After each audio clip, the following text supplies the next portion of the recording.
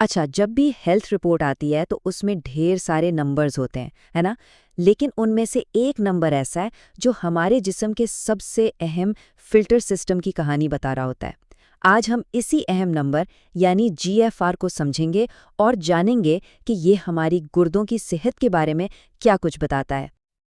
अब देखें, हमारे गुर्दे जिस्म की वो खामोश सफाई करने वाली टीम है जो 24 घंटे काम करती रहती है। तो सवाल ये है कि हम ये जानेंगे कैसे कि वो अपना काम ठीक से कर भी रहे हैं या नहीं। खुशकिस्मती से इसको नापने का एक तरीका मौजूद है। हमारे जिस्म में 2 गुर्दे हैं और हर गुर्दे में लाखों बिल्कुल छोटे छोटे फिल्टर्स हैं जिन्हें ग्लोमेरुली कहते हैं। इनका काम सीधा साधा है, खून में से फालतू मादे और इजाफी पानी को छानकर पेशाब बनाना। और इनकी कारकर्दगी का उसूल भी बहुत आसान है। जीएफआर का नंबर जितना ज्यादा होगा, समझे गुर्दों की सफाई उतनी ही अच्छी हो रही है। तो जीएफआर का पूरा नाम है ग्लोमेरुलर फिल्ट्रेशन रेट। आसान लफ्जों में ये गुर्दे की कारकर्दगी जांचने का सबसे बेहतरीन पैमाना है। ये हमें बताता है कि हर 1 मिनट में हमारे गुर्दे कितना खून साफ कर पा रहे हैं। तो सवाल ये है कि ये अहम नंबर आता कहाँ से है? क्या इसके लिए कोई बहुत ही खास टेस्ट करवाना पड़ता है? चलें देखते हैं कि डॉक्टर्स ये जीएफआर स्कोर आखिर मालूम कैसे करते हैं। यहाँ एक दिलचस्प बात है। जो नंबर अक्सर रिपोर्ट पर लिखा होता है वो होता है EGFR, यानी तखमीना शुदा जीएफआर। ये कोई बराह रास्त पैमाइश नहीं होती, बल्कि ये एक आम से ब्लड टेस्ट के नताइज को इस्तेमाल करके एक फॉर्मूले से लगाया गया अंदाज़ा होता है। उसे समझने के लिए एक बड़ी ज़बरदस्त मिसाल है। सोचें कि खून में एक फजला है जिसे क्रीटेनाइन कहते हैं, और ये हमारे शहर का कचरा है, और गुर्दे हैं कचरा उठाने वाली गाड़ी।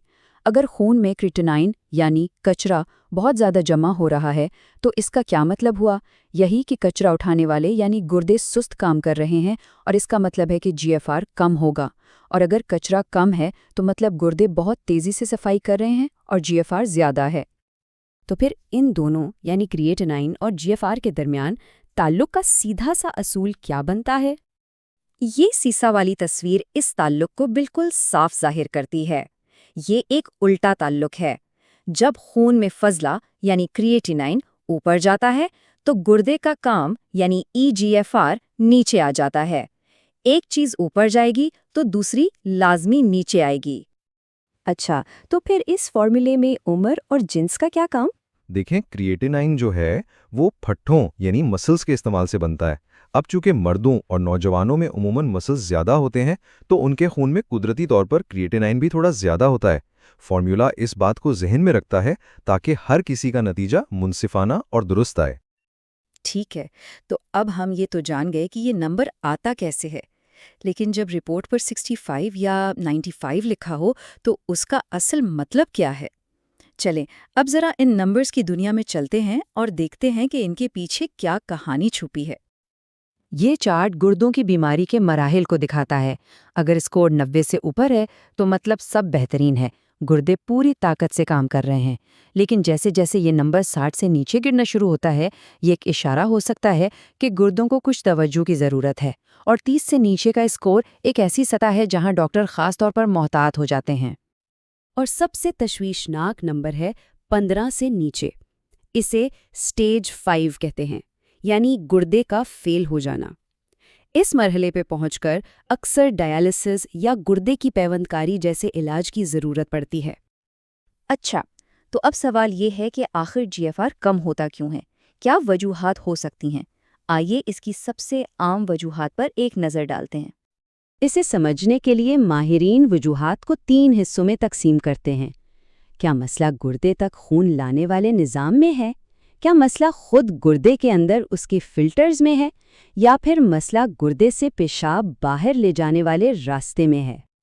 पहली किस्म की वजूहात में वो मसाइल आते हैं जिनकी वजह से गुर्दों तक खून का बहाव कम हो जाता है, जैसे कि जिस्म में पानी की शदीद कमी हो जाए, दिल ठीक से खून पंप ना कर पा रहा हो, या ब्लड प्रेशर बहुत ही कम हो जाए। दूसरी और सबसे आम वजह है खुद गुर्दों के फिल्टर्स को पहुंचने वाला नुकसान। और इसकी 2 सबसे बड़ी वजूहात हैं ज़ियाबीतीस और हाई ब्लड प्रेशर। उनके अलावा कुछ खास दवाएं या दूसरी बीमारियां भी गुर्दों को बराह रास्त नुकसान पहुंचा सकती हैं। और तीसरी वजह है पेशाब के रास्ते में कोई रुकावट। اگر گردے پیشاب بنا رہے ہیں لیکن وہ باہر نہیں نکل پا رہا، جیسے کہ پتھری کی وجہ سے یا مردوں میں پروسٹیٹ خدود کے بڑھ جانے سے، تو اس کا دباؤ واپس گردوں پر پڑتا ہے اور انہیں نقصان پہنچاتا ہے۔ اب یہاں ایک بہت ہی دلچسپ بات ہے، وہ یہ کہ کم GFR کا نمبر ہمیشہ خطرے کی گھنٹی نہیں ہوتا۔ یعنی کچھ حالات ایسے بھی ہو سکتے ہیں جہاں EGFR کا نمبر کم لگے لیکن حقیقت میں گردے اپنا کام بالکل ٹھیک کر رہے ہوں۔ یہ ایک طرح کا غلط علام بھی ہو سکتا ہے۔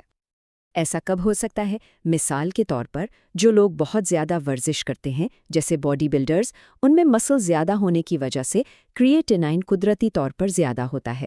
اسی طرح اگر کوئی کریٹین سپلیمنٹس لے رہا ہو یا بہت زیادہ گوشت کھاتا ہو تو بھی خون میں کریٹینائن عارضی طور پر بڑھ سکتا ہے، جس سے EGFR کا نمبر غلطی سے کم نظر آ سکتا ہے۔ تو پھر ایسے میں کیا کیا جاتا ہے؟ خوش قسمتی سے ڈاکٹروں کے پاس اس کی تصدیق کے لیے دوسرے ٹیسٹ بھی موجود ہیں۔ ایک اور پروٹین ہے جسے سسٹیٹن C کہتے ہیں۔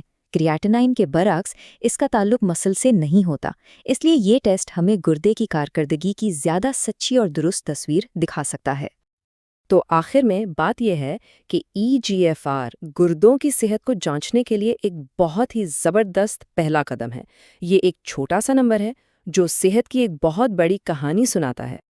تو اگلی بار جب ہیلتھ رپورٹ ہاتھ میں آئیں تو صرف نمبرز کو مت دیکھیں، ان کے پیچھے چھپی کہانی کو سمجھنے کی کوشش کریں، کیونکہ GFR جیسا ایک چھوٹا سا نمبر ہمیں اپنی صحت کو بہتر طریقے سے سمجھنے کی ایک بڑی طاقت دے سکتا ہے۔